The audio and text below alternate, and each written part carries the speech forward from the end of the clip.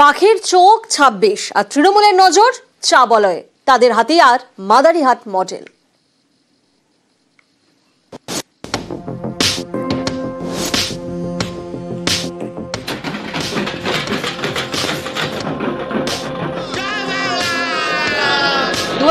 সালের উপনির্বাচন।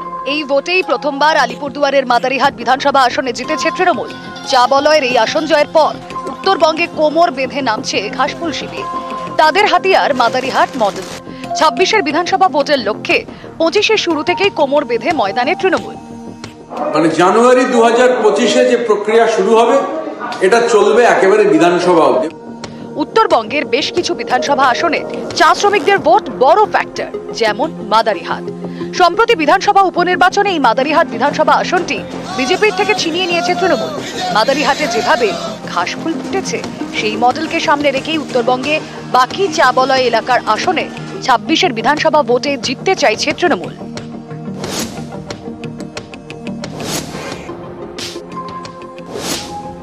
নতুন স্বাস্থ্যকেন্দ্র এবং চা শ্রমিকদের শিশুদের জন্য ক্রেশ চালুর উদ্যোগ নেওয়া হয়েছে।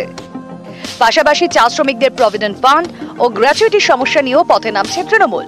আমরা চেষ্টা করব এই পার্লামেন্টের অধিবেশনেই যে কেন্দ্রীয় সরকারের অধীনস্থ যে পিএফ এবং পিএফ এর যে দুর্নীতিটা হচ্ছে, পিএফ এর যে ডিউজ, পিএফ এর যে বকেয়া, শ্রমিক হচ্ছে মারা পড়ছে। তো এটা সব থেকে বড় এজেন্ডা।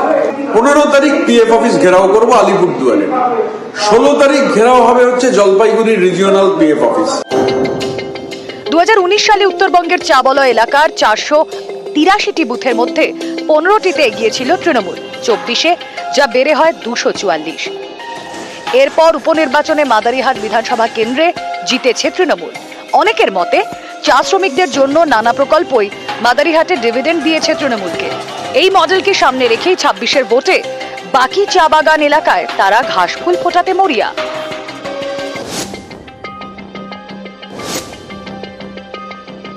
বুথ যার ভোট তার, বরাবরই তৃণমূল কংগ্রেসের তরফ থেকে এই কথাই সংগঠনের সমস্ত নেতৃত্বকে বুঝিয়ে আসা হচ্ছে।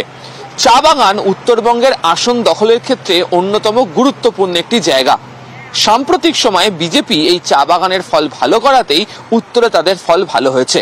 ২০২৬-এ দক্ষিণবঙ্গের পাশাপাশি উত্তরবঙ্গেও যদি তৃণমূল কংগ্রেসকে ভালো ফল করতে হয় তাহলে চা বাগানের ভোটের বুথের ফলকে আরো বেশি করে নিজেদের সপক্ষে টানতে হবে। অ্যাসেম্বলি ধরলে এই যে ৪৮৩টা বুথ যেটা আলিপুরদুয়ার জলপাইগুড়ি জেলায়, এগুলো হচ্ছে কুমারগ্রাম, কালচিনি, মাদারিহাট, ফালাকাটা, নাগরাকাটা আর মালবাজার। সমস্ত লাইন মিটিং কমপ্লিট করে মানে বুথ ধরে এই প্রোগ্রাম প্রতি মাসে চলবে। মানে ক্যালেন্ডারে এমন কোনো সময় থাকবে না যে কোনো না কোনো প্রোগ্রাম হবে না। একেবারে ২৬-এর বিধানসভা অবধি প্রোগ্রাম হবে।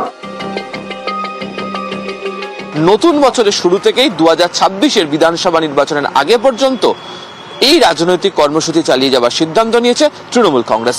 ক্যামেরা জ্যোতির্ময় বসুর সাথে আবির ঘোষাল, নিউজ ১৮ বাংলা, কলকাতা।